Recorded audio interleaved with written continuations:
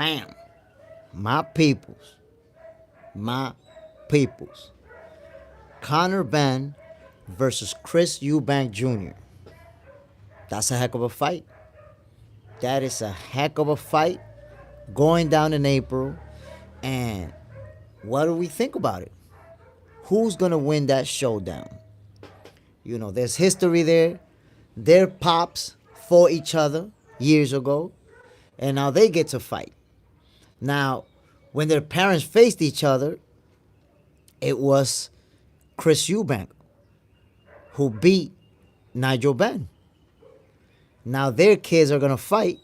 Who's going to win that? William P., what's the deal, my G? Black Jericho, salute, my brother. So yeah, fellas, this is super interesting, man. Conor Benn and Chris Eubank Jr., we know they don't like each other.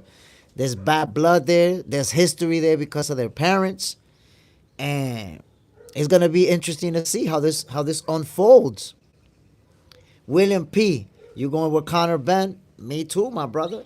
A lot of people, feel like Chris Eubank, being the naturally bigger guy, is gonna win that fight. I'm rocking with Conor Benn. I just see he has that energy about him that makes me feel like he's gonna be the one to win it. Black Jericho, Conor Benn, real inactive. He's been inactive, but he's been in the gym. He's been staying in shape. He's been staying fit. He's been working out. I just feel like he has that aggressive style to beat Chris Eubank. I could be wrong. We're gonna find out. Black Jericho, I think Eubank is way more battle tested and has been in there with the stiffer competition. I agree when it comes to that. Chris Eubank, he has more experience. He has faced tougher opponents. But I don't know, man. I just feel like Conor Benn, his style, his aggressiveness is going to make the difference. I really feel that way. Let me tell you guys something interesting before everybody else shows up. When I trained as an amateur boxer, my trainer was actually training Chris Eubank Sr., his pops. Yep. I actually seen him on video where he's in the corner with Chris Eubank, in his fights. John Parham, salute. Ben for me, two can definitely be 50-50. One best matchup in a minute. Yo, I think this is going to be a real good fight. Every time you have two guys that genuinely don't like each other, you're about to have, a fight is about to break out. It's going to go from strategic into a slugfest very quick. Very, very quick. I'm telling you. Yeah, Black Jericho, my trainer actually trained Chris Eubank, Sr. Crazy. I'm going to see if I find some of the videos where he's in the corner, and I'm going to post that. But I really like this fight, man. I really, and I love the way that they're promoting it. I feel like, Eddie Hearn is doing a great job promoting this fight. And these guys don't like each other. When you have two guys that don't like each other, like I said, man, a fight is going to break out. I'm interested in seeing, what do the fans have to say? Do you guys feel like this guy's going to win, that guy's going to win? Now, I see someone here already said Conor Benn has it, and I seen somebody say, Chris Eubank has it. And this fight, my peoples, is going down next month. Let me see the exact date. April. Let me see, Conor Benn versus Chris Eubank date. April 20-something. On April 26th. They're going to be going at it. This is going to be the type of fight where I don't think they're going to study each other for too much time. I don't think we're going to see 5 rounds of them jabbing and finding a way. Honestly, I believe that Conor Benn is going to be super aggressive early on, and Chris Eubank is going to have to respond. So I think they're going to be trading nasty leather. By the end of the first round, we're already going to see the haymakers. William P., I was in the amateurs with Daniel Jacobs up here in Baltimore. I was actually in his training camp when he was fighting Canelo years ago. My trainer was training Daniel Jacobs. Still mad he lost to Canelo. Oh, salute, my brother. And listen, Danny Jacobs, He's a good fighter. He was up in there against the best. But he's a good fighter, and he had a good career, and he beat some tough opponents. And even when he lost, he gave guys real tough fights. So salute to Danny Jacobs as well. Rashad, Ben is a bum. I mean, Rashad RS9, Ben is a bum. I don't know. I don't know why you feel that way, my brother. So let me ask you a question. Do you got, since you're saying Ben is a bum, I'm guessing you got Chris Eubank Jr. beating him. Do you got this fight going the distance, or is Chris going to knock him out because he's a bum? Ratch, dang, I know you saw Ortiz versus Madrimov. Oh, of course I saw that fight. That was a good fight. You know, Ortiz started to take over right around the 7th round, but it was very competitive. Madrimov landed some good shots on Ortiz, and it went the distance. I felt that fight was going to go the distance. Madrimov is the type of fighter that people, they're not just going to stop him. They're not just going to watch him or walk through him. He's a good fighter. Rashad RS9. Eubank going to go the distance, though. All right. So, what, you just got him just beating Conor Benn up for 12 rounds? Ratch. It was a good fight. It was over by the 9th. I mean, it was a good fight. And that first half, it was very competitive. And then, you know, Virgil Ortiz started landing better shots. And he started taking over. Kawhi Elliott, salute, King. Y'all hit that like button. With our eggs, Conor not winning. Appreciate you, Kawhi Elliott. Y'all already know what it is, my peoples. Hit that like button. Y'all already know Box Center, your favorite boxer's favorite boxing show. We're going to be number one. It's only the inevitable. But yeah, man. Listen, Conor Benn, for whatever reason, man, I just see how aggressive he is and how bad he want to knock Chris Eubanks out. I think he's going to do it. I think he's going to do it. Hello from Greece. What's the deal, brother? Appreciate you dropping in, man. I have a hard time reading your name, but salute to you, brother. I see that most people so far, every time we spoke about this fight, most people are siding with Chris Eubank Jr. Most people. Ratch, you up early. What time is it where you at? Right here, my brother, is 9:38 in the morning. I actually started this live late because I usually start at 9 a.m. sharp. Salute, my brother. My name is Spiros. Spiros, salute, man. I really appreciate you dropping in. The sweet science, boxing, it's a worldwide sport. This is a language that we all speak, my brother. So I appreciate you dropping in. Rashad RS9. And by the way, Spiros, who you got? Conor Benn, Chris Eubank Jr. Who you got winning that fight? Rashad RS9. Teofimo Lopez disappeared. Nah, yo, well, I'm saying Teofimo Lopez about to fight Arnold Barboza in Times Square, May 2nd. That's going to be crazy. He could be upset. Barboza's that good. We're going to find out. William P. Like the live, everyone. Appreciate it, my brother. Hit that like button, my peoples. Hit that like button. William P. Ratch. Okay, it's 8:38 a.m. in Dallas. Oh, okay. You up in Texas and whatnot, so you got that good weather over there, too. I don't like the cold, my people. I'm glad I'm not dealing with the snow. At some point, I may have to, but at least right now, I'm dealing with the warm weather. Ratch, Barboza mad, too, after that slap. Hell yeah. Yo, Teofimo slapped that man who's already been mad. He's already been saying, yo, I've been wanting to fight Teofimo for the last 3-4 years. And by the way, Barboza forced that fight. Remember, he's Teofimo's mandatory. So either Teofimo was going to have to drop that title or defend it. He chose to defend it. Where you from? I'm from the Dominican Republic, my brother. William P. Conor Benn mad too. He got slapped. And he got slapped with an egg in his face. That's, he got embarrassed. He got his ego hurt. And he's real mad. He's real upset. He's been consistently saying that he's going to knock Chris Eubank Jr. out. Consistently. He feels confident that that's what's going to happen.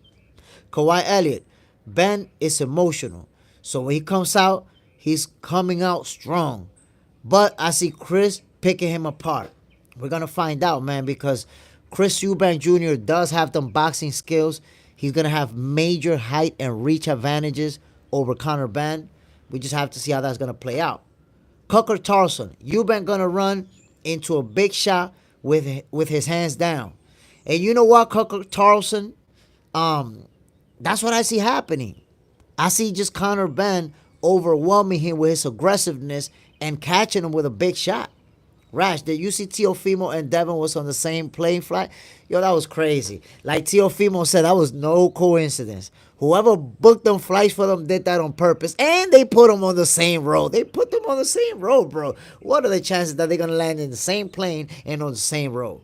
So, yeah, they did that to get a little something going there. And you know what I love about that, man, is that Teofimo, Ryan Garcia, and Devin Haney, all three of them don't like each other, and they have to share the stage a bunch of times before fight night. Being on the same card, that's fire as well. GR Hector, hello from Poland. In Poland, it's 2:48 p.m. Good job. You are good people. Appreciate you, my brother, and salute to Poland. It's cold over there probably right now. And by the way, GR Hector, who you got? Conor Benn or Chris Eubank Jr.? Who you got winning that fight? Richard RS9. How good was Chris Eubank Sr.? He was very, very good. Very good. Matter of fact, he beat Nigel Benn. So that's why Conor Benn has a chip on his shoulder. He want to avenge his father's loss versus Chris Eubank Jr.'s loss, pops. But yo, Chris Eubank was the truth. Chris Eubank Sr. was the truth. A special fighter. I have to leave for a few seconds and I will be back. Appreciate you, my brother. Ratch. Richard R9. Loma beat both Lopez and Haney. Well, that's going to break down to opinion, my brother, because at the end of the day, the records have both of them beating him. You know, that's just the way it goes down. William P. On Pierre Morgan's show last night, Conor wanted to kill him. I'm trying to tell you, man. Conor Benn, he feels real confident. He's upset about the egg, and he's upset about the fact that Chris Eubank Jr. said, oh, I'll put hands on Conor Benn's pops, on Nigel. Yo, Conor Benn is not having it. He's not having it. He's not having it. GR Hector, I don't know, man. Listen, this is going to be a good fight, and you know how something is going to be, like, competitive when it's so split between the fans. You know, a lot of people say, Chris Eubank Jr. is going to pick him apart. And then there's people saying, Conor Benn is going to knock him out. Chris Eubank is going to run into something and get slept. And by the way, my peoples, that's what Conor Benn has been saying consistently. He's been saying, I'm going to knock you out, spark you out of there, wash you. Like Conor Benn is trying to inflict bodily harm, my people. He's really trying to hurt this man. So, that type of energy that Conor Benn is bringing into the table, I'm sold. He convinced me. He got me convinced that he's going to knock Chris Eubank out. He got me convinced. NM Coxey, if Liam Smith can hurt Eubank, Benn will do work to him. He's too tenacious, too strong, too ruthless for Eubank. Enjoying the content, so I sub. I appreciate you, my brother. And I like that statement. That's the reason why I feel that way. You know, how Conor Benn, that type of energy that he's bringing to the table, plus Chris Eubank, I see him like a little bit too laid back, a little bit too relaxed, smiling. Spiros, appreciate you coming through, my brother. Tucker Carlson, Eubank getting baptized. You see what I'm saying? It's not just people backing Conor Benn, one or two people that's backing Conor Benn. A lot of people also feel like Conor is going to spark him clean out of there. Black Jericho, Benn ain't got the skills. I'm sorry. I don't know. I'm gonna have to disagree with you, my brother. Conor Benn is a skillful fighter. Of course he's aggressive. He puts that pressure. He let them hands go, but he got skills. He got skills. He's not just a guy, like he's not like a Rollies who most people just feel like he just got power. He don't got a lot of skills. Conor Benn can fight, bro. He can fight. Ratch, John, good to see you. My peoples, I always appreciate, man. Y'all already know what it is, man. John Parham, that's my brother up in here. Ratch, Black Jericho, salute to you guys, man. Always showing me love. NM Coxie. Eubank is a notable slow starter too, where Ben is a very fast starter. As the man Antonio Tarver said, this is a recipe for fireworks, and you don't want to miss one moment of this fight. Man, I love that analogy, my brother. Love it. Love it. You speaking facts. And I said, you had not joined this live, but I had said earlier, a fight is going to break out early. Early. You know, they're going to go out there. They're not going to take too long studying each other and 4 or 5 rounds, jabbing and moving. No. A fight is going to break out. Conor Benn is going to be super aggressive. He's going to be looking to knock his head off. I believe by the ending of the first round, we're already going to see fireworks. We're going to see it. Hash Bass. Hope Conor not on that juice. You know, I don't think that's going to be an issue. William P. Do you think Till tried to punk Devin Haney on that plane, or the real homies behind camera?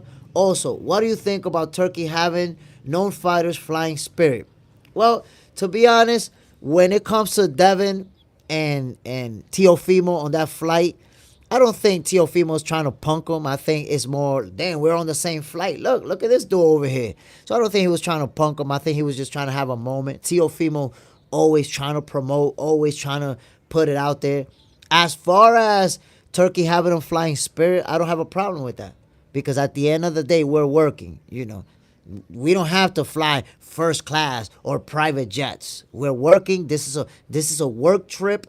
And remember, the press conference, this is just a press conference. The fight is a couple months away. It's all the way in May 2nd. So if you're going to have these guys flying private for all the presses, you're going to spend millions of dollars just to get them to the presser. It's not even worth it. You know, so I don't see anything wrong with that. This is a work trip. Put their ass on a regular plane with regular people. No problem with that. Y'all working. Superman, salute. What's good, my brother? Nah, they showed that these guys are friends. Yeah, they get along. Devin and Teofimo off camera, they get along. They promoting their fights. But at the end of the day, they do want to fight each other. They do want to get the bag. Ratch, American Airlines is better. Black Jericho, salute, Ratch. Superman, he actually waved before the finger. Yeah. You know, they don't have like a real beef that they're going to fight each other in real life and none of that stuff. They're both professionals. The only difference is that they have a different personality. Teofimo, he got a big mouth. He likes to talk a lot. Devin Haney, he's not much of a talker. Devin, he allowed his father to, you know, his father is the hype man in that team. Devin Haney just keep it quiet, try to be professional, and that's just the way he rolls. He's always been like that. That's why I believe that Bill Haney is necessary. He's a necessary evil. He talks a lot of shit, but you need a Bill Haney in that team to sell. Because Devin Haney, you know, if you go by Devin Haney, he not going to say much unless he's pressed or asks questions. Superman, yes, definitely. Want to fight, hopefully. NM Coxie, what do you think is next for Anthony Joshua? I think that they're trying to make the AJ versus Wilder. You know, it's obviously not as big of a fight as it would have been 7-8 years ago when they were both undefeated and destroying everybody. But I believe that even right now, if they promote it, if they sell that fight the right way, it can still make a lot of money. And most of us are going to watch. We're going to watch. Ratch, Teofimo get that from his dad. Yeah. His pops is a fool, man. His pops crazy. You didn't see when Barboza knocked his head off? He was like, fuck that motherfucker up. Fuck that motherfucker up. And then that's when Teofimo was like, what did the 5 fingers say to the face? Slap. Pop Dukes, man, he don't play. Pop Dukes don't play that. Tailing them from Honduras, yeah. NM Coxie, you think there's still a chance AJ can become 3-time champ? Look, the odds right now are against AJ simply because I don't think that he can beat Usyk. I just don't see it. I think he fight Usyk 10 times, he's going to lose to him 10 times. But circumstances, if the right circumstances are there, he can become a champion. Let me give you an example. Let's say Usyk has to vacate a title or get stripped of one of those titles. and then AJ fights for a vacant strap, he can win it. There's certain scenarios that he can become a three-time champion, but I don't think he'll become a three-time champion by beating some of these guys who are on a tear. I don't think he's gonna do it like that. That's my opinion. AJ, and to be honest, I don't know, man. It just doesn't seem like AJ has that hunger anymore. I just don't see it. He just doesn't appear to have that hunger. And I definitely don't see him beating Tyson Fury. Even though Tyson Fury is not a champion right now, but I don't see AJ beating him. And Kasi, I think he can beat Dubois in a rematch. I don't know, man. I don't know, because right now I feel like Dubois, he has momentum on his favor. He has already that confidence, like, oh, okay, I'm doing this. And AJ, when you have two guys that are like this, Dubois going up on a tear, being consistent, he's been winning, and AJ, he's been having problems. I think if they meet up, Dubois is gonna have all the confidence to whoop him. Coxie, I'm heavily biased, man. AJ, my favorite fighter. I feel you, my brother. I feel you. When we have a favorite fighter, we want him to win. We want him to be that guy. But it's hard, honestly, bro. It's hard to see it. Just the way that AJ's been performing the last few years, for him to be back up at the highest level, it's hard to see it. It's hard. Superman, I do, but I think he slept on Du. I don't know, man. I don't know. Right now, Dubois is on a tear, my peoples. He really is on a tear. Tucker Carlson. AJ seems permanently buzzed. Could be.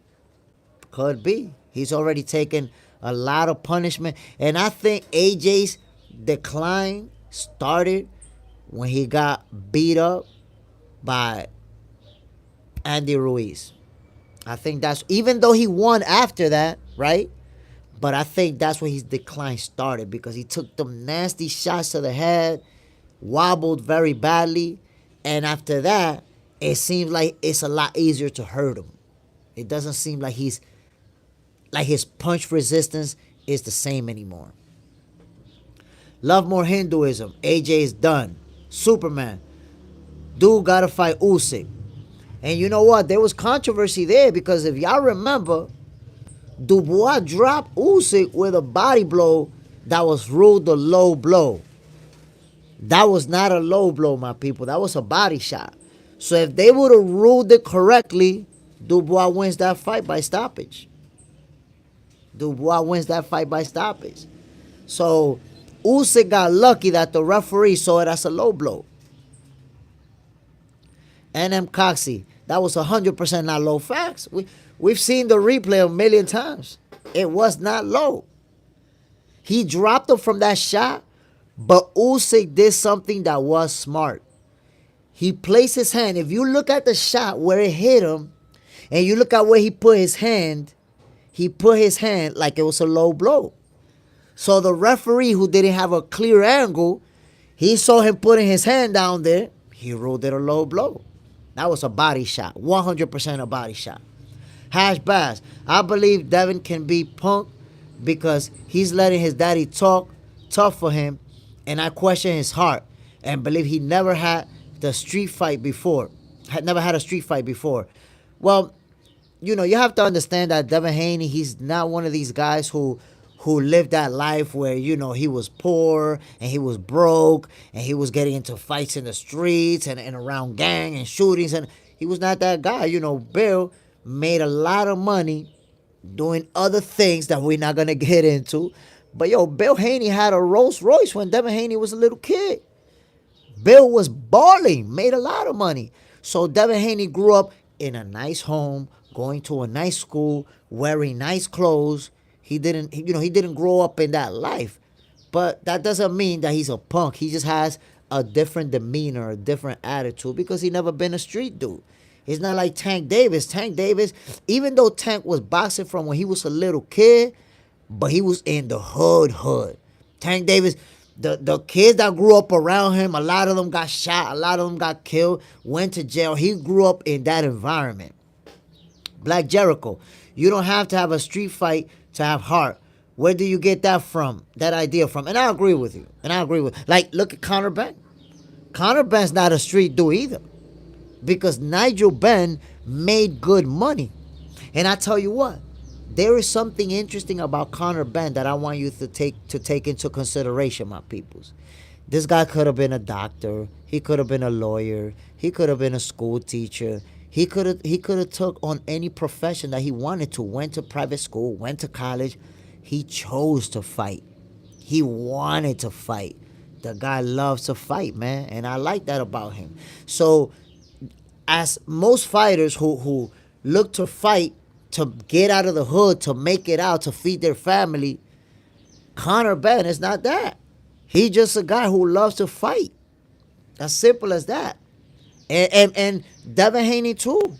Devin Haney didn't have to become a fighter. He chose to become a fighter. So a guy like that can also be dangerous, because you're doing it because you want to. Not because you have to. Not because you're trying to get out of the ghetto. Not because you're trying to get out of poverty. But because you love to fight. You want to fight. A guy like that can also be dangerous, my people. Black Jericho, he has a passion for it. Facts. Facts. These are dudes that didn't have to fight. They could have did whatever they wanted to. Hash Bass, it's a mindset you must have when it comes to going to war. That's facts. That's real talk. Tucker Carlson, I think the reason Dubois dropped out of the Parker fight, because Turkey looking to make the rematch with Usyk. I mean, I think that, what was going on over there was weird, because, you have multiple fighters getting sick, feeling ill. So that was kind of weird. I don't know. I don't want to put out any conspiracies, but two fighters that are in the same place, both of them getting ill, I find that to be odd, to say the least. The Chance 98, Eubank winning, he too big. You see, my people, that's what I said earlier. A lot of people feel like the size of Chris Eubank is going to be the deciding factor in this fight. I don't think so. Like I said, Conor Benn's aggressiveness and his demeanor, he got me convinced that he's going to knock Chris Eubank out. He just got me convinced. Real talk. NM Coxey, they're just fighting blood in that Benn family. Conor Benn will show how great he will be. And as far as Nigel, we all know how much of a killer he is. Nigel Benn was a killer. Killer. And now we're going to see it in Conor Benn. We're going to see what he's going to bring to the table. Lawrence Carmichael, what's the deal, my G? Appreciate you dropping in, my brother. Let us know right away. Conor Benn, Chris Eubank Jr. Who you got in that fight? John Parham, Lawrence, salute. My peoples, y'all already know we only got 11 likes in the building. Hit that like button, man. Hook y'all boy up. The Chance 98. Ben been away for a long time. He could be rusty. Superman. Yes, he ain't beating Bank. Superman, no under. So I gotta say something. Ben has been inactive, but that doesn't necessarily mean that he hasn't been in the gym, that he hasn't been sparring, that he hasn't been staying ready. And I'll bring this up. Keith Thurman. Keith Thurman been inactive for a minute. Came back and knocked out his opponent brutally in the third round. So inactivity doesn't always translate to rust if you're being active in the gym. That's the difference, I think, between elite level fighters and just good fighters. That a good fighter will be inactive for 2 years and never step inside of a gym in those 2 years. An elite fighter will be active for 2 years. If you follow Conor Benn, this guy's been in the gym the whole time. The whole time he been in the gym. We never seen a fat Conor Benn. We never seen an out of shape Conor Benn.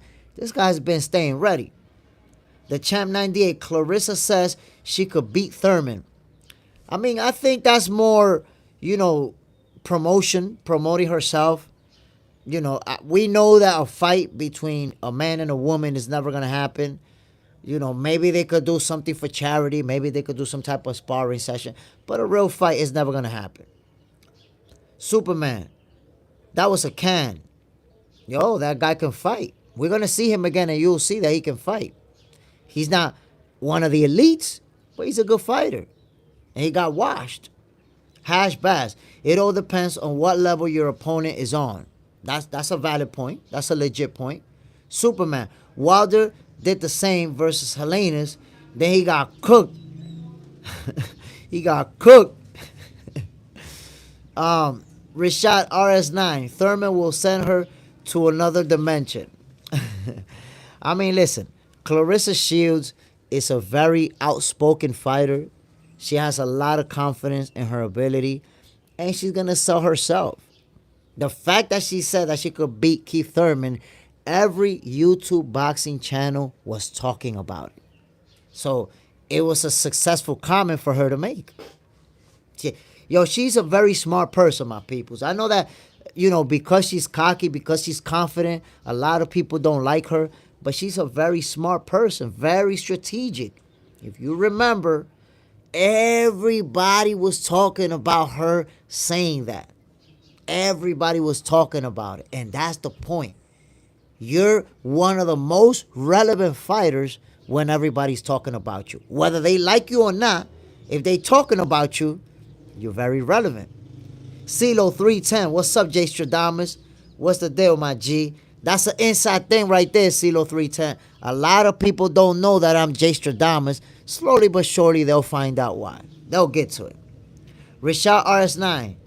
Taylor will beat Clarissa. I'd like to see it happen. There's a lot of fights for the women to be had. Right now, Clarissa, she's the top dog. She's the A side. No matter who she fights, she's the A side.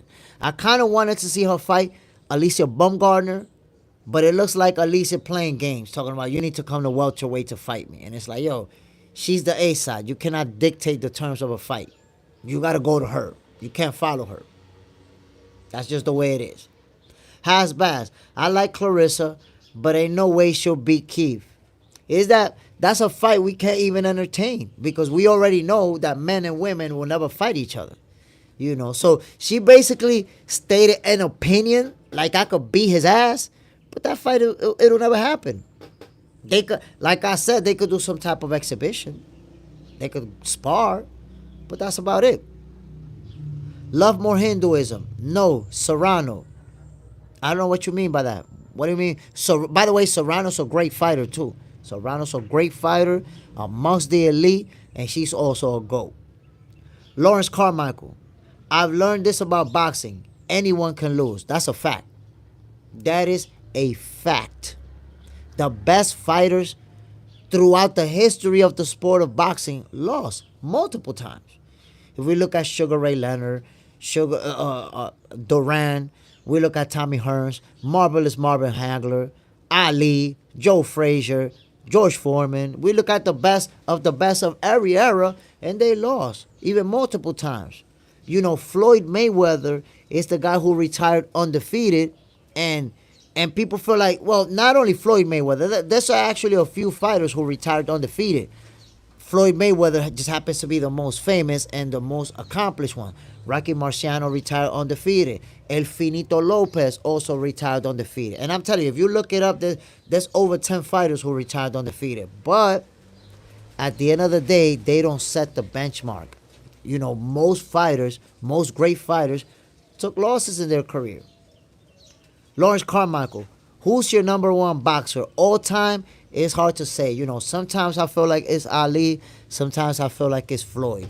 It just goes back and forth. But lately, I've been feeling like it's Floyd. Rashad RS9. Manny Pacquiao is the GOAT. See, Manny Pacquiao is also one of my GOATs. Sometimes I also struggle with him and Floyd. Like, Pacquiao, Floyd. He's also up in that argument. Hash Bass. I believe a great fighter should lose in their prime. Nah. I'm going to disagree with you when it comes to that. And I'll tell you why. So, guys, I want you to think, and what I'm about to tell you is very, very important.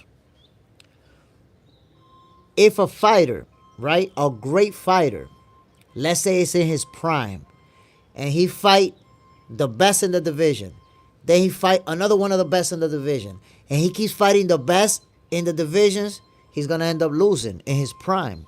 You know why? Because those fights, they take a lot out of you. People don't realize it. If you keep fighting the best, you're going to take a loss. That's why the guys who are smart, they fight a great fighter and a great fighter, and then they fight an easier fight. They look for an easier win. An easy win, maybe two, and then they go back to another great fighter and another great, and then they look for another easy win. If you only fight top guys, you're going to end up losing. That's why a lot of great fighters, if you follow them, you're going to see that they fight a great fighter, right, and beat them. And then the next great fighter they fight, they win a split decision. The next great fighter they fight, ooh, it got now real close. And then boom, they lose. Because they keep fighting the top dogs. And those take a little bit out of you. If you keep fighting the top dogs back to back to back, you're going to get beat. So that's why it's very important for great fighters to fight that dog and then step it down and get an easy win or two easy wins and then fight another top dog. But guys who just keep fighting the best, they end up losing. They end up losing because you cannot maintain that consistency when you keep fighting the best guys. Reshad RS9, who do you think is the future superstar in boxing? Lawrence Carmichael, do you cover MMA news, my brother? I don't cover MMA news, in Box Center, 100% about boxing, but I'm going to start an MMA podcast. When I have my studio ready, I'm going to have to because a lot of people want to talk MMA, and I'm like, damn, but this is boxing. I can't do it right here, but be on the lookout for that. So, Reshad RS9, who do you think is the future superstar of boxing? To some people, this is going to be controversial, but I promise you, I guarantee you, and when it happens, you're going to know why I'm Jake Stradamus. The next biggest star in boxing is going to be Shakur Stevenson. Remember that I told you that. It's going to be Shakur Stevenson. How do I know it's going to be Shakur Stevenson? Look at what the fans have to say. You either have the fans who love Shakur Stevenson or the fans who really hate Shakur Stevenson. He's boring. He's whack. He's a hype job. That remind me of how they used to talk about Floyd Mayweather.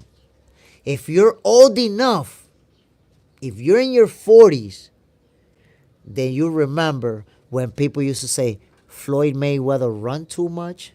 Floyd Mayweather is boring to watch. Floyd Mayweather be pity-patting his opponents. You probably remember that. And it's going to end up, and this is the same thing that I'm seeing with Shakur. People don't like him. Just like Floyd Mayweather, he's very hard to be hit. And it's going to keep building to where a lot of people like him and a lot of people hate him. And that's the perfect recipe for a superstar.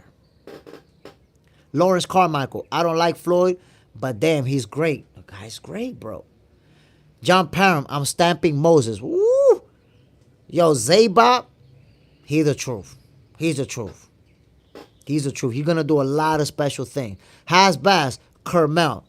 Kermel's also a special fighter, but Kermel is going to be the next generation after Shakur.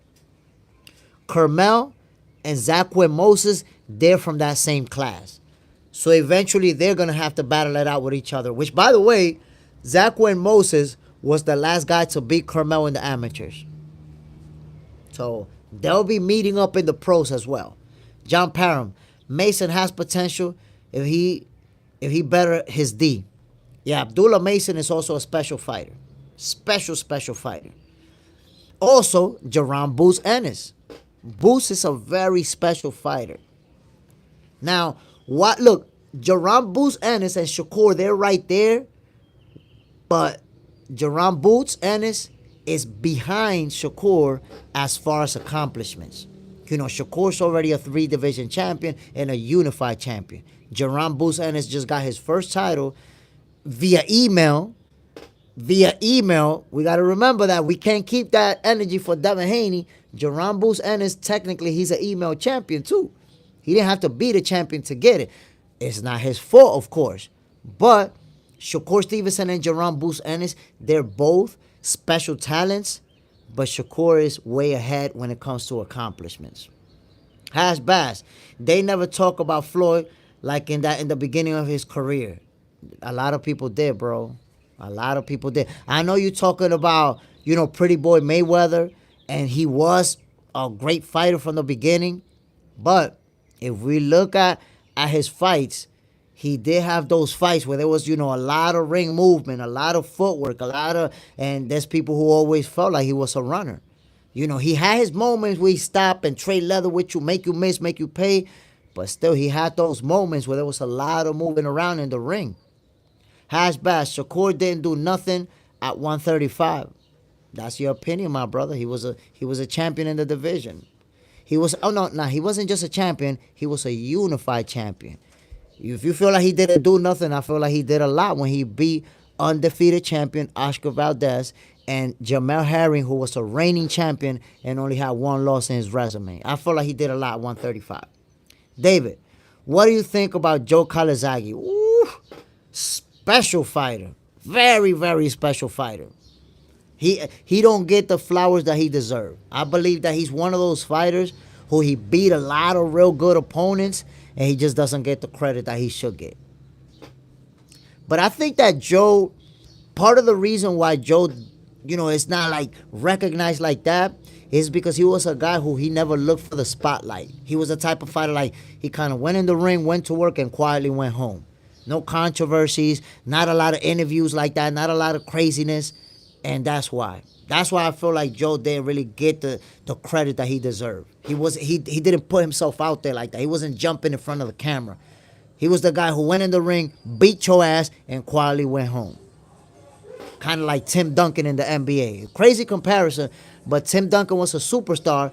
But once he got off the basketball court, he didn't want no interviews. He didn't want to get in front of no cameras. He wasn't in the parties. He wasn't in the red carpet. So people don't really give Tim Duncan the flowers that he deserved. But one of the best ever. I'm not saying Joe was one of the best ever, but he was a very good fighter, and he don't get the flowers like he should. Rashad RS9, Golovkin in his prime is the GOAT. Man, Triple G was something else. Triple G was a seek and destroy type of guy with an iron chin and an iron head that you just couldn't do nothing to hurt him.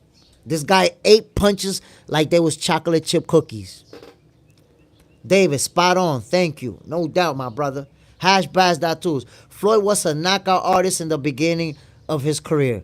Nah, bro, he wasn't a knockout artist. If we look. I'm going to put it to you like this. I'm going to prove to you right now that he's not a knockout artist and never was. In his whole career, Floyd had 3 knockouts where he knocked a guy out with a punch. The rest of them were actually TKOs where he just kept beating you up, landing punches, and they had to stop it from a sustained beating. Like, he was never a knockout artist that was like Tank Davis, boom, go to sleep. Boom, knock this guy out. Nah. In his whole career, Floyd had like 2 or 3 fights where he actually knocked the guy with a punch.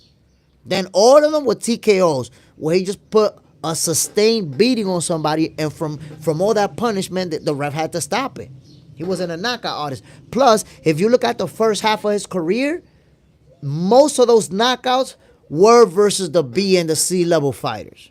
Once Floyd started to fight the better fighters, most of those guys he didn't stop. He went the distance with them. Don Pettiford. Stevenson is at the top of my list. And after watching Tank versus Roach, I'm 100% convinced Stevenson's style is what will beat Tank. I mean, I feel confident. I feel super confident that Shakur Stevenson beats Tank Davis. And I feel super confident that that is the reason why Tank Davis has been ducking Shakur. I don't even, look, it's beyond obvious that Tank has been ducking Shakur. Beyond obvious, my peoples. Just look at it. Have we ever seen Tank Davis say, I want to fight Shakur? I'm going to send him a contract. Have we ever seen anything like that? No, he's never, ever expressed any interest in fighting Shakur. Meanwhile, Shakur, for the last 3 years, has been calling him out. After every fight, Tank Davis and me is the biggest fight. Let's make it happen. He's even said, yo, send a contract. I'm not asking for no number. I'm not giving you an excuse to say I overpriced myself. No, send the contract. I'm assigning. He's at that point already. And from Tank Davis's team, nothing. Even Coach Cal said, I don't want that fight. I don't want to make that fight. David, or paying off the judges or referee. I'm talking about Floyd. I mean, paying off the judges and paying off the referees, that's conspiracy. That's conspiracy because honestly, we don't have any proof that's never been proven. So that's why I don't put weight on that, because there's a lot of things that we could just come up with, by our own logic, and then it turns out not to be true. There is no evidence.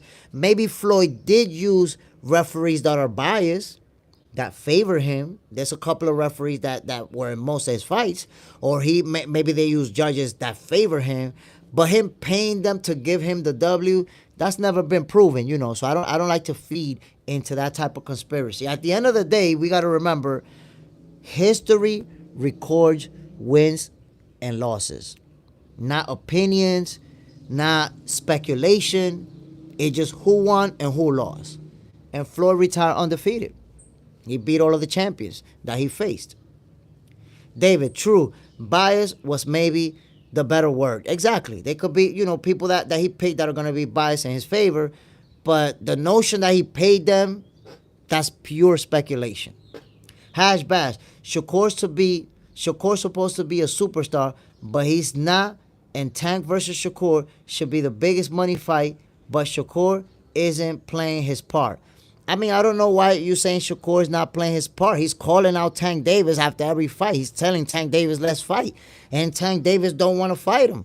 How could Shakur play his part versus a guy who don't want to fight him? Tank don't want to fight, bro. Tank has been, no matter how much people want to deny it, ladies and gentlemen, Tank Davis has been ducking Shakur. That's just the reality of it. And there's a reason why he's ducking Shakur. There's a reason why he don't want to fight him.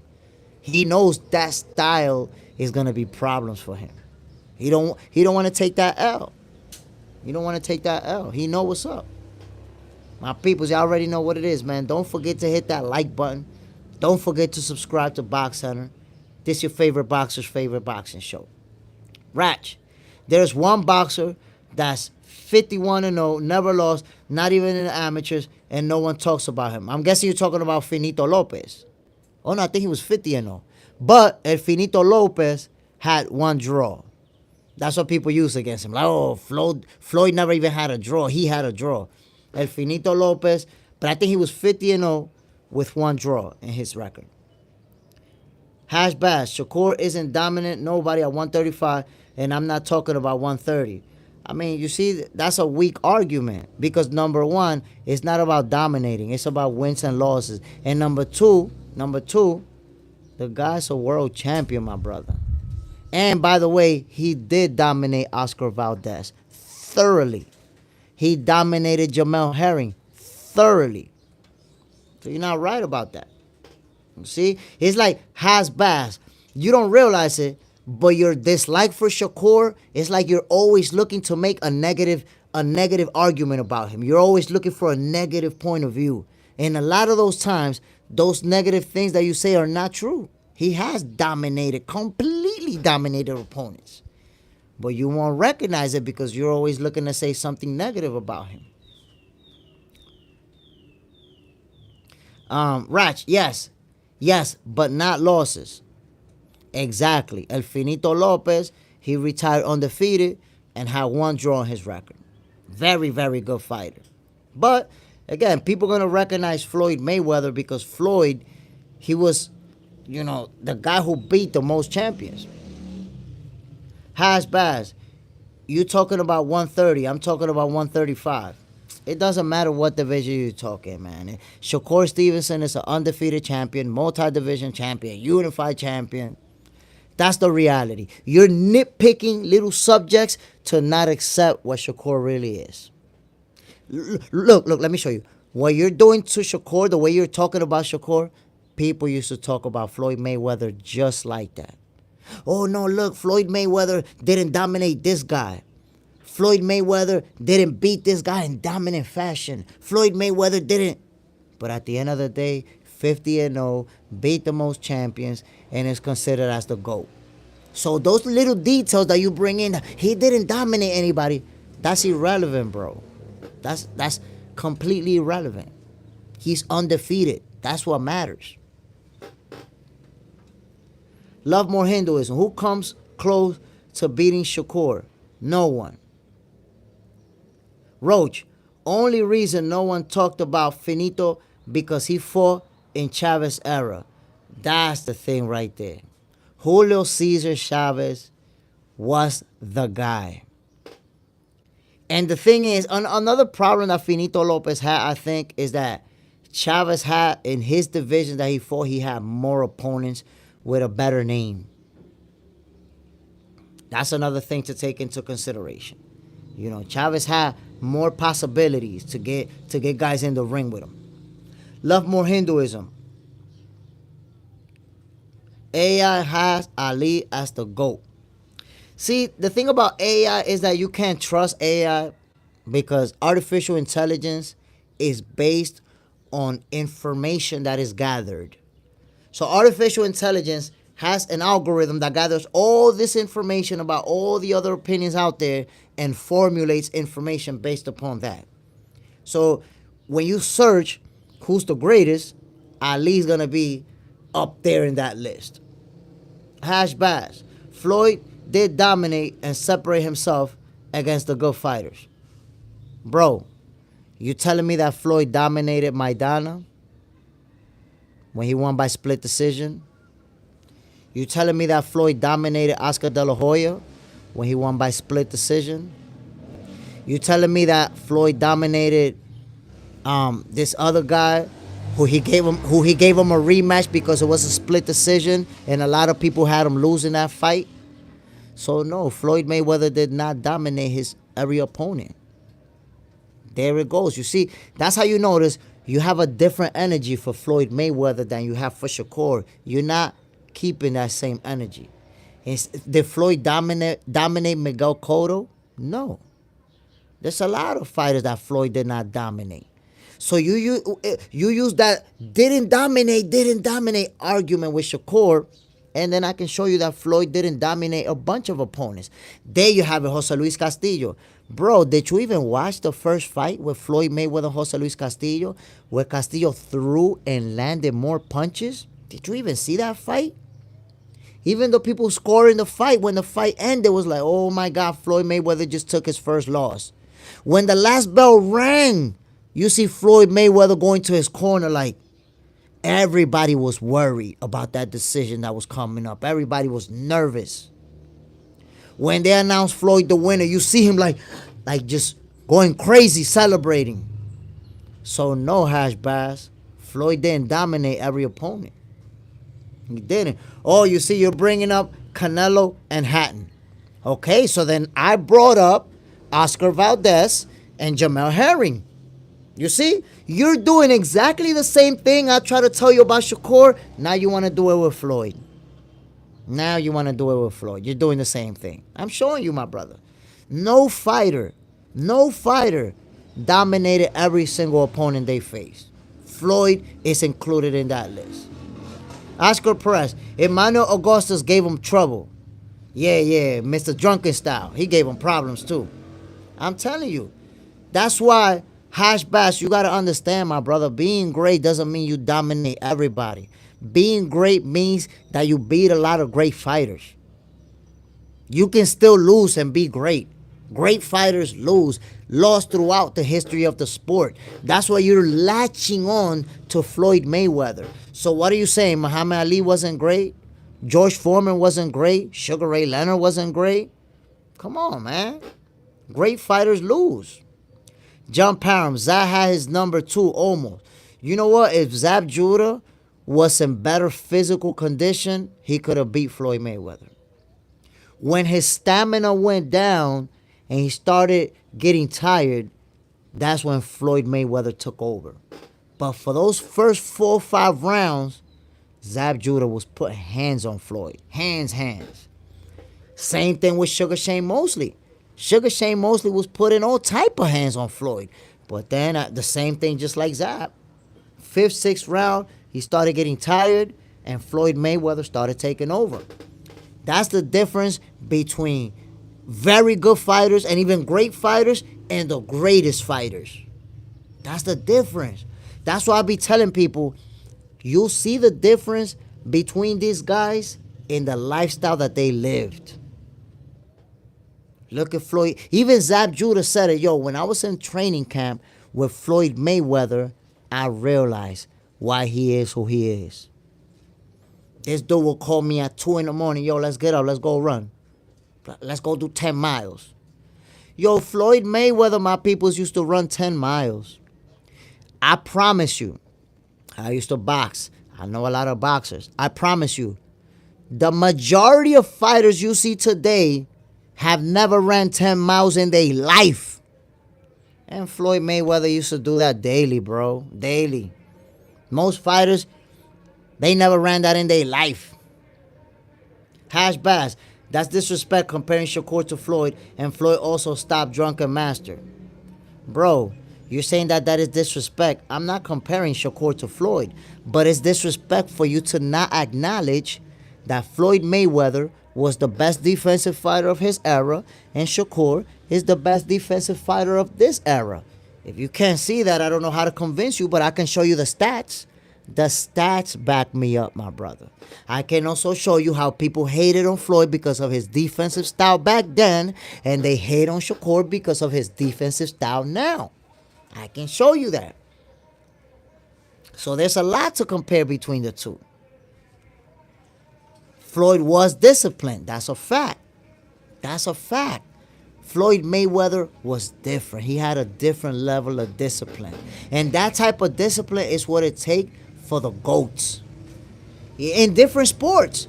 If you look at Michael Jordan and Kobe Bryant, it was the same thing. In the off season, while everybody was partying and in boats, yachts, riding around, Kobe and Michael were shooting 500 shots at 2 in the morning by themselves in the gym. Those type of people are just different, bro. They are. CeeLo 310. Yo, Jay, are you a trainer now? No, my brother. I do have a lot of activity with boxers because I go to events, I go to gyms, and I have a lot of boxing friends, but I'm not a trainer. However, I will remind you guys, on Saturday, there's going to be a boxing event at the beach. They're going to set up a ring at the beach. They're going to be slugging it out. And your boy Jay Smith going to be at ringside. And I'm not going to be there as a spectator. I'm going to be there as a content creator. So I'm going to be bringing you guys the fire content. I'm going to go live from the neutral corner. So y'all see them blows right there, toe-to-toe, blow for blow. Sweat is going to be jumping and going through that screen and hitting your face, bro. Hash Bass. They hate Floyd because they say he was too arrogant. Bro, you're making my point. You know how many people say they hate Shakur because he's too arrogant? You're making my point. You're literally making my point when you say that.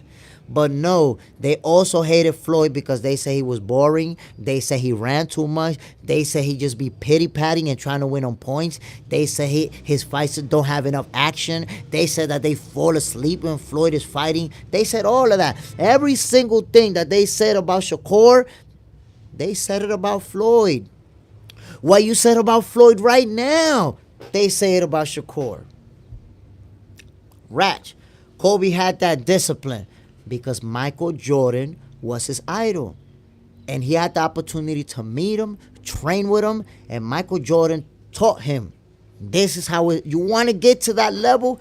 This is how you get to that level. That's why I always let people know, just take a look at, these people that reach that level. Follow them on social media and see the type of lifestyle that they live. Look at Cristiano Ronaldo. Dude has never smoked a cigarette in his life, has never drank weed in his life, has never been drunk in his life. Don't know what it is to get twisted. Why? Because his life is about sports. It's about being the greatest. Victor J, do you get live boxing matches where you're from? Yeah. Here in the Dominican Republic, you got to understand, my brother, Dominican Republic, we have a great amateur program. We have some Carlos Adames who fought the other day. He's a world champion. De Los Santos, he's not a champion, but he's very good. Michelle Rodriguez. We have some good professional fighters. And before they go to the U.S. to fight, they fight here, and we get to see them live.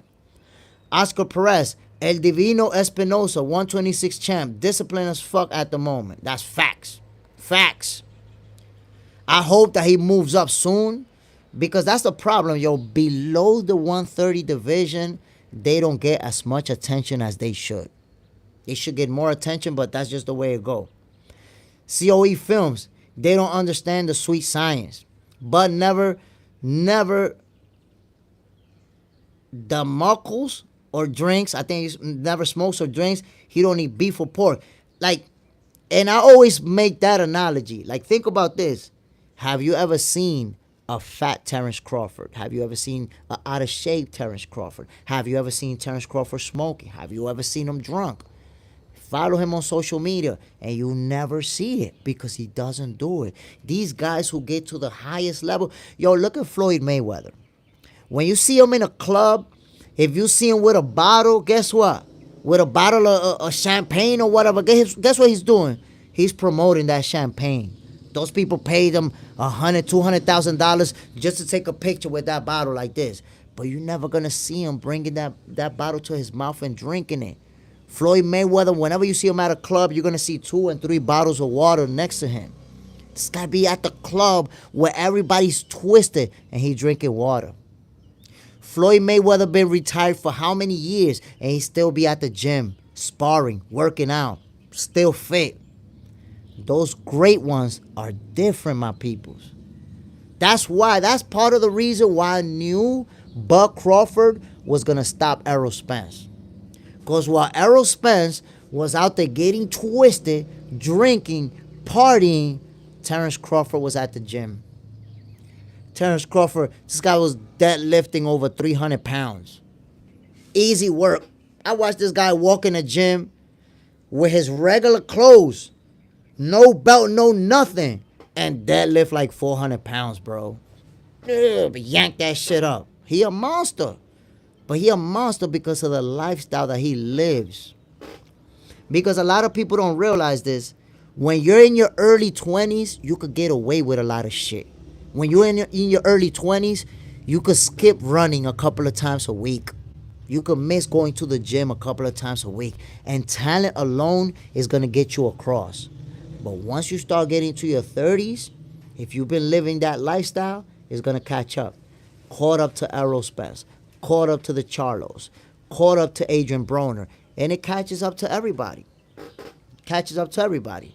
COE, then he's running from the club. Yo, I'm trying to tell you, my peoples. Don Pettiford. People forget that before Money Mayweather, there was Pretty Boy Floyd. Floyd became more defensive due to his hands. Shakur is literally Floyd in today's time. Shakur will only get better.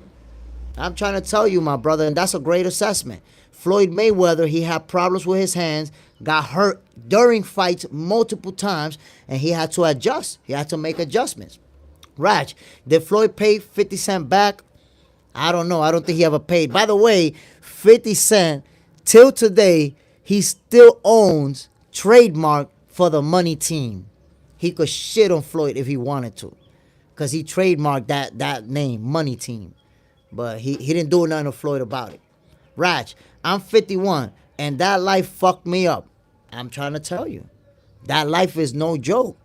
We've seen very, very talented fighters who live that crazy lifestyle, and it eventually is going to catch up. Sometimes it's not about he didn't have the skills or he didn't have the talent, because I'm going to tell you like this. Adrian Broner's had the skills and the talent to be generational, to be one of the best of his era. Problem with him is that as soon as he started getting them big checks, as soon as he had a couple of M's in the bank, once he touched that paper, he started going downhill. He started messing up, messing around with the chicks, doing drugs. And that lean is no joke. And he was fucking with that lean. So that's what happens, my people. That's what happens. If you don't have that discipline to control your personal life, eventually those bad decisions are going to catch up to you inside the ring. We've seen it over and over and over. But now that it's 20-something of us up in here, whoever hasn't hit that like button, come on, man, stop playing with me. Hit that like button. Y'all know what it is, man. I'm giving y'all this realness. David, Eubank Jr. versus Benn. Who do you got to win, And how do you think the fight is going to end? Points, KO, TKO. I was actually going to bring that up right now. Make sure y'all hit that like button. I got Conor Benn winning. I know Chris Eubank Jr. is the bigger guy. A lot of people expected him to win that fight. I like Conor Benn's energy. He's real mad, especially after being slapped in the face with that egg. I believe he's going to knock Chris Eubank out. The only way he don't knock him out is if the referee has to save him. And then it becomes a TKO. That's what I see happening. X-Men Castillo. Eubank slapping an egg on Ben. Taking it to the next level of disrespect. Eubank better win this fight. Haha. I'm going to tell you something, man. I'm not on board with that. I'm not with it, you know. Like, if you want to push a guy, put hands on him, I don't got no problem with that. Things get chippy. But bringing something onto the stage to hit your opponent with, I'm not with that. That's a punk move. That's a punk move. Ratch, I haven't heard you talk about Bam Bam Rodriguez. I've been following him before he got his shot. I'm going to tell you something. I have spoke about Bam. You can look it up. I have some videos about him. I have only one criticism when it comes to Bam. Bam is a very special fighter, man. Very, very special. He's a generational talent. He's already accomplished a lot. But you know what's his problem? And it's not a problem because you can do that. That's okay. But he's nowhere near the type of star that he should be. You know why? Because he's never in front of the camera. He's never on the red carpet. He doesn't let himself be seen. His Instagram is inactive. His Instagram isn't even active. He doesn't post pictures of himself on social media. He's not really. So with that type of star power that he should have, he needs to be out there more. He needs to show his face more. He needs to interact with the fans more. But Bam Rodriguez is another Tim Duncan. He's the guy who climbs the ring, beat guys' ass, and then disappears into the gym, and you don't see him again until he's going to fight. You don't see Bam Rodriguez. He don't let you see him. He don't interact. And, you know, that's the way that your star power goes up. Look at Teofimo, for example. You can't get enough of him. You get tired of seeing his face on social media. Look at Ryan Garcia. You get tired of seeing him. So Bam, he has to do a better job of promoting himself as a star, not just waiting till he's climbing in the ring. Like Bam, you only see him when he's in training camp and the people from Matchroom and the Zone go to do some videos with him. You'll see that they'll post that. But Bam doesn't let himself be seen. He got to do a better job of that to become a bigger star. He's only focusing on fighting and winning, and he's doing a great job with that. But he's not putting enough energy into building his star power. And that's my personal opinion. David Jericho, if Ben was good, he would have dodged. JJ Zendejas, good morning. I have been watching you for a bit, and I like the content. So I invited my cousin. Thanks. The like button. Woo, JJ Zendejas, I appreciate you, my brother. Salute. Y'all already know we coming in with this real boxing content. No bias, no cap, straight up 100% boxing. Oscar Perez, Ben can't lose, bro. He got slapped with an egg and lose now, bro. Like, listen, Conor Benn, I know that he's real upset, real aggressive, and like I told everybody, a fight is going to break out in the first round. We're going to see fireworks. This is not one of those fights that they're going to need 3-4 rounds to study each other and be all patient. Nah. Round number 1, they're going to be trading nasty leather. I promise you guys this. Tobias Henriksen, hello. What's the deal, my guy? Appreciate you dropping in. Everybody who hit that like button, I appreciate you, man. X-Men Castillo, I want to see Teo versus Barboza. Who you got? Listen, I got Teofimo winning that fight, but I've been telling everybody, out of Devin Haney, Teofimo Lopez, and Ryan Garcia, Teofimo has the hardest opponent in Barboza, and is the one who could be upset. Because I see Ryan Garcia winning his fight. I see Devin winning his fight. Teofimo could be upset by Barboza. Barboza's real confident. And he's been wanting to fight Teofimo for the last 3 years. Keep in mind that the only reason Teofimo's fighting Barboza is because Barboza's is mandatory. So he was going to have to drop the title or defend it. He's not fighting Barboza by choice. He's fighting him because he has to. You have to keep that into consideration. Love more Hinduism. Who you think is the best trainer? Bomac. A lot of great trainers out there, but I'm rocking with Bomac. CeeLo, what do you think about Ryan versus Shakur? I got Shakur winning that fight, but I don't think Ryan will ever fight him. I think Ryan knows he loses that fight, gets outboxed, and I don't think he'll ever fight Shakur. Unless Shakur's star power explodes, and now we're going to make a huge payday. Let's do it. For the money, he'll take that L. Rishad RS9, were you a pro boxer in the past? Okay, so I'm going to drop a breaking news on y'all. So the 26 people up in here will be the first to find this out. So Jay Smith, I was an amateur boxer, right? Back in New York in the, it was already in the late 90s, 99, 2000, right? I fought in the Golden Gloves and I made it all the way to the semifinals. I was one win away to fighting in Madison Square Garden, which that was my dream, right? Well, when I lost in the Golden Gloves, I felt so sure that I was going to beat this guy. I felt so confident I was going to beat this guy. Goofball shit that I ended up losing. Okay, I lost in the Golden Gloves, started messing up, started drinking, started smoking, messing around with the shorties. I quit boxing. So I quit boxing when I was like 20 years old. Guess what? Listen to this, my peoples. Listen to this.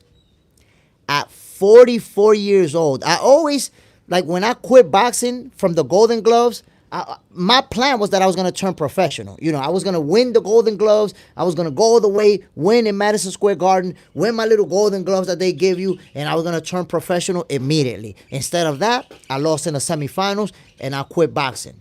My life went down. It didn't go downhill. You know, I was making a little money. I was in the streets. I was doing the street thing, if y'all know what I mean.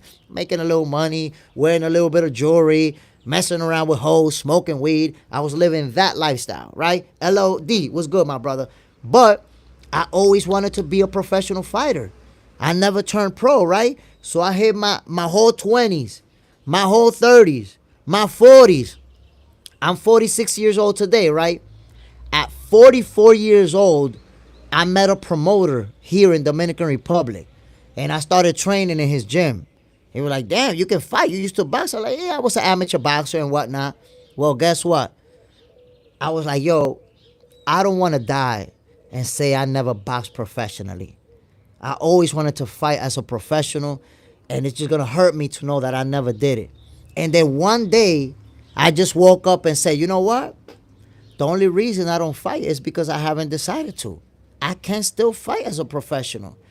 That same morning, I called the promoter and I told him, yo, I want you to get me a fight. I want to fight. And he was like, you sure? Yeah, I want to fight.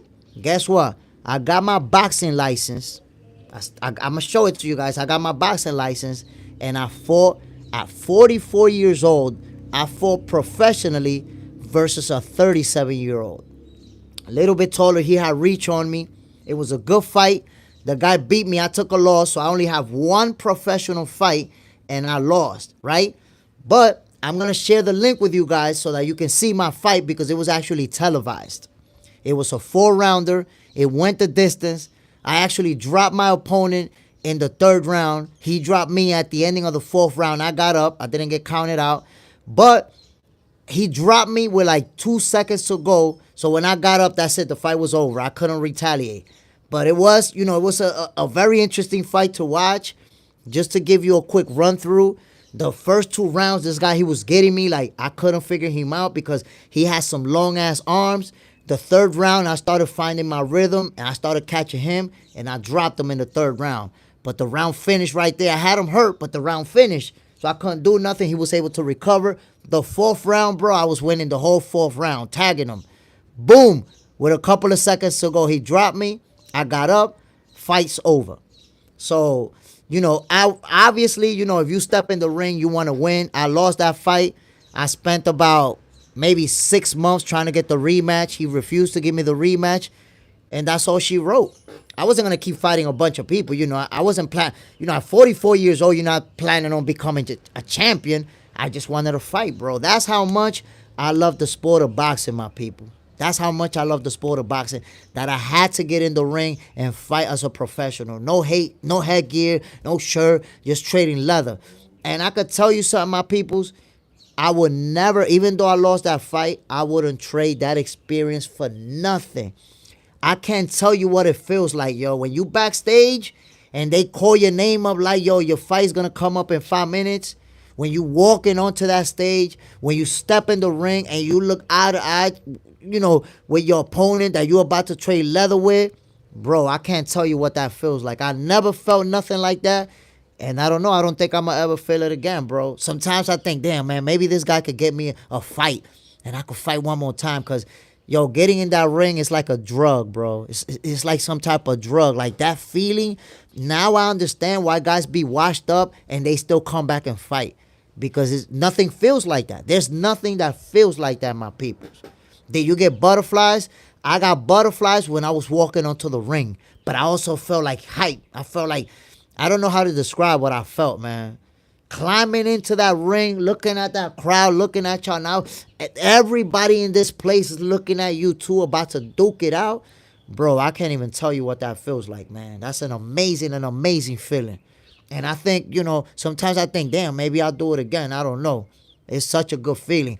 But I'm gonna share my fight on here so you guys can see it. You guys can see Jay Smith was throwing hands.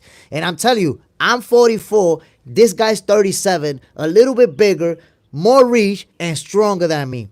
Man, I still went toe-to-toe with his ass. Not playing games. Roach, it's normal. Superman, that's dope. Appreciate you, my people. So, yeah, Jay Smith stepped in the ring. I know what that feels like. And I know what it feels like to sign a contract, my peoples. When you sign that contract, a lot of people don't even think about that. When you sign that contract, bro, you signed your life away. You signing this stuff, this language in that contract saying if you get killed in the ring, your family's not going to sue nobody. Nobody can take legal action. You're agreeing that you understand you can die in that ring. So when we talk about contract, sign the contract. Oh, he got to sign. We don't even think about that as boxing fans. But when you actually see a contract that you're about to sign it, there's specific language in there that tells you could lose your life. And that hits you. Like that actually hit me like, oh shit. I could lose my life and like my family can't sue or nothing. It's not like you're planning on dying in the ring or nothing like that. It's not like fighters die every day in the ring. But when you look at that contract, you're confronted with that reality. That you can get killed in that ring. And if it happens, nobody can take legal action. It's a wrap. You died and that's it. It's over. You agreed to that in the contract. David, better than any drug on earth. That feeling, that's a fact. That's a fact. Yo, that feeling of stepping in the ring, man, I can't even describe it, bro. Rashad, damn, bro, at 44, that's inspirational, G. I'm telling you, at 44 years old. And I only did it because I just couldn't live with myself. Saying, yo, I never fought, man. Damn, I never fought as a professional. I just couldn't live with that, man. I had to do it. Don Pettiford, Teofimo had the side of Barboza face on Dubs. That's the fight that will make the night. Haney will win and Garcia will win. Well, Haney better win and Rolly will get caught with the left. Let me point something out. I got Devin Haney winning his fight, right? But I also consider the fact Devin Haney took a nasty beating to Ryan Garcia. So taking into account that beating that he took, how is he going to react when Jose Ramirez catches him? Jose Ramirez got popped in both hands. So we have to consider that. What's going to happen when Jose Ramirez hits him? It's going to be a 12-round fight. They're going the distance. And in 12 rounds, you're bound to get caught, my brother. So that's a question mark for me. JJ Zendeja, thanks for telling your story. I wish I could got in the ring, but I hurt my back young. And 5 back surgeries later, I wish I could have had a chance like you. I'm telling you, man, I'm so grateful for that opportunity. I'm so grateful. Like, that's something that yo, just to know that it was televised and that it's on tape. It's actually on my YouTube channel. If you scroll back down far enough, you'll find it where it says Jay Smith makes pro debut and the video's up. But I'm going to repost it. Amazing experience. Ratch, I fought many times, but not amateur or professional. Once you feel that fear is over, I fought fool that had no soul. I didn't see a soul in his eyes. I still won, but he put fear in my heart. Yo, when you fight, you know the feeling that you get. X-Men Castillo. Haney got the tougher challenge. Ramirez definitely a challenge and not to be slept on. To be honest, I feel like Barboza is gonna be a tougher challenge than Jose Ramirez. Simply because we know that Haney, he can box, he can use his footwork. I think that Ramirez will present problems if Haney tries to do what he did with Ryan Garcia, which is, stand toe to toe and trade. If he does that, he can even get knocked out. But if he's gonna use his footwork and box, he can even make Ramirez look bad. Because Devin got that real good footwork. And if he goes that route, I'm going to box you, he can win that fight and even make it look easy. T-Man toss. Why are people not showing Haney respect that Ryan guy cheated? Haney should sue that cheater. Ryan, he messed his career up. I mean, Devin did sue him. Devin sued him. But then they came up to an agreement and he dropped the lawsuit. He did sue. To be honest, man, I don't agree with the lawsuit. That's not a good look to me, to my opinion. Love more Hinduism. Thoughts on Berlanga? Berlanga, I think he's a good fighter. I don't think he's a great fighter. And I'm not saying that because he lost to Canelo. I just don't see him as being as good as Xander Sayas, for example. Xander Sayas is a special fighter. Looks very similar to Tito Trinidad, the way he throws that left hook. I really like him.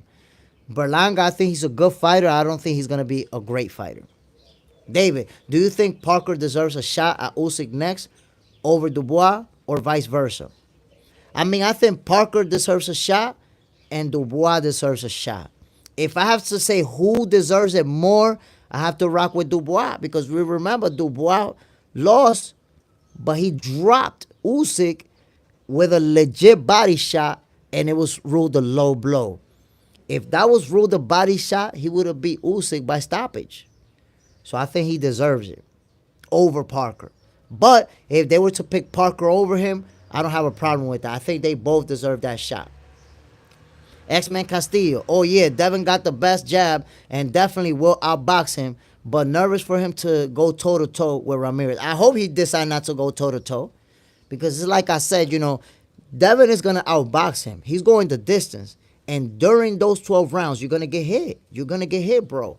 How is he going to react when he eat a big left hook? We're going to find out. Ozzy, Jack Catterall was a dangerous fighter. He would have gave Till problems. Yeah. Jack Catterall can fight. Jack Catterall can fight. He's a very good fighter. And I believe he'll give anybody problems. I believe he'll give anybody problems.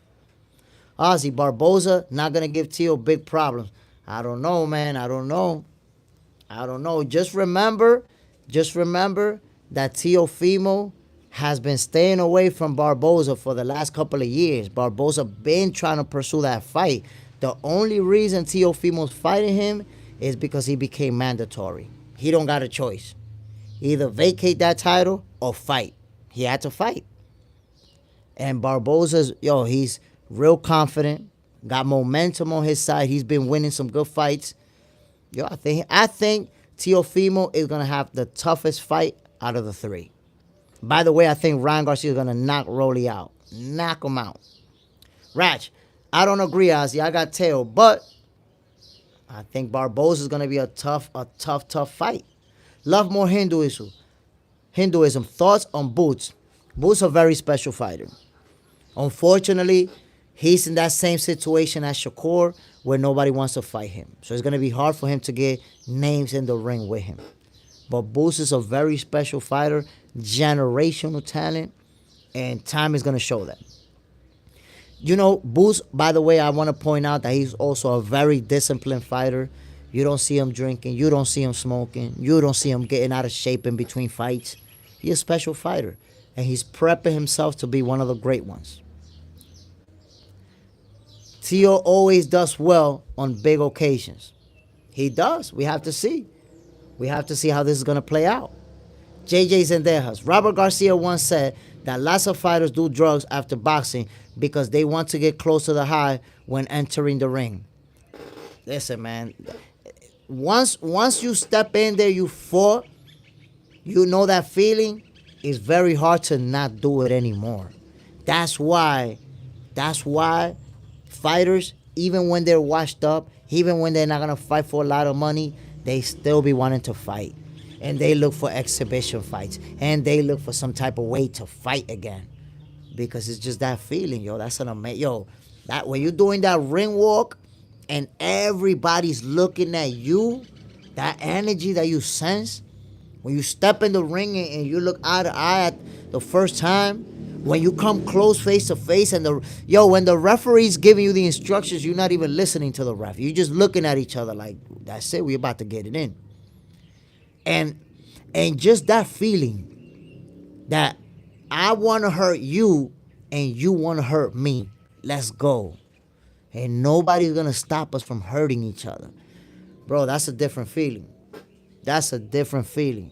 You gain a new respect for people who climb in the ring all the time and do it over and over and over. X-Men Castillo. I haven't seen Barboza fight too much, edging more towards Tio.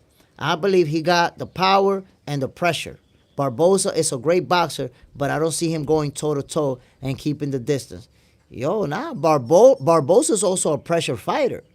Barboza's a come-forward type of fighter, too. He's not going to be running around. I promise you, a fight is going to break out. We're going to see the haymakers up in there early, too. CeeLo 310.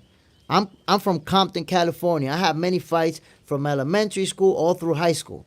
Only time I got a black eye was from a Samoan, in high school. Never thought about becoming a boxer, but now I regret it. Them Samoans, they got that crazy strength. They strong by nature. Ratch, maybe that's why I was an addict for so long. I've been in fights, knife fights, shot at, all that good stuff. Yo, that adrenaline, you was able to back it up with the drugs because you wasn't going to get it if you're not fighting. But it's, that's why I believe that fighting, especially boxing, is the greatest sport that there is, that there ever was, and that there ever will be. Because boxing is not about tricks. I can't fake a punch and kick you. I can't grab you and body slam you and wrestle you to the floor and all that. It's just these two, and that's it. Nothing else. Can you block, punch, move? That's it. Who can do those things better? And I'm telling you, boxing is a special sport. Ratch, I got a black eye from a fool from Rolling 60s in juvenile hall. Yo, listen, most of us got into a bunch of fights, whether it was in elementary school, whether it was in high school, especially from the neighborhood where you're from. I grew up in Harlem. Imagine that.